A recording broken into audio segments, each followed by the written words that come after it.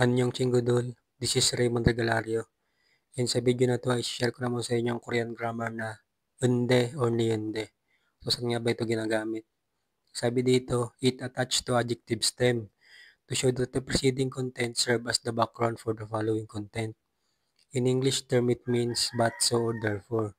So punta tayo sa kanyang grammatical structure. We will use the formula adjective stem plus unde or niyunde. So rule number 1. Pag ang ating stem ay mayroong patchim, except kay patchim riol, we will use unde. So example is chakta. So para makuha ang kanyang stem, tanggalin lang natin si da. So magiging chak na lang siya. Since si chak ay mayroong patchim, we will use unde. So chak plus unde equals chagunde. Then para naman pag walang patchim, we will use niyunde. So example is papuda. Papuda is an adjective means to be busy. So para makuha ang kanyang stem, tanggalin lang ulit natin si da. So magiging papu na lang siya. Since si papu ay wala nang patchim, we will use niyunde. So papu plus niyunde equals papunde. So itong niyon na to ay magiging patchim na ni pu. Yan, dyan natin siya lalagay sa baba. Then last rule is real patchim. So ito yung exemption sa rule number 1. So example natin dito is molda. Molda is an adjective means to be far. So para makuha ang kanyang step, tanggalin lang natin si da. So magiging mol na lang siya.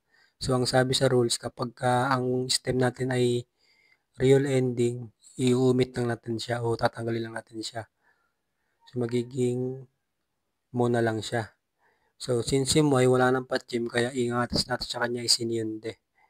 So mo plus niyunde equals munde. So itong niyon na to ay naging patchim na ni mo. Yan. Then punta tayo sa mga example sentences. So una, ikabangun, yepunde, no mo pisayo. So isa-isa natin to. I means this, then kabang means bag, then topic marker, then yepunde. So yepun ay galing sa dictionary formula yepuda means to be pretty. Then niyunde means but, then nomo is to, then pisayo means expensive.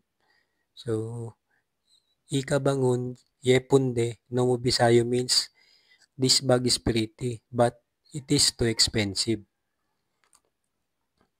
Then next, nalsiga johunde, yohing kalkayo.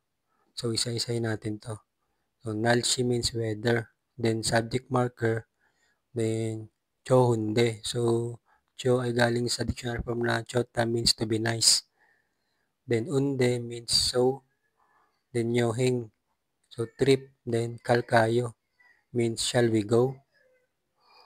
So nalsiga johunde, yohingol kalkayo means the weather is nice. So shall we go on a trip? So yun lang guys, sana ay nakatulong sa inyo itong video na ito. Maraming salamat.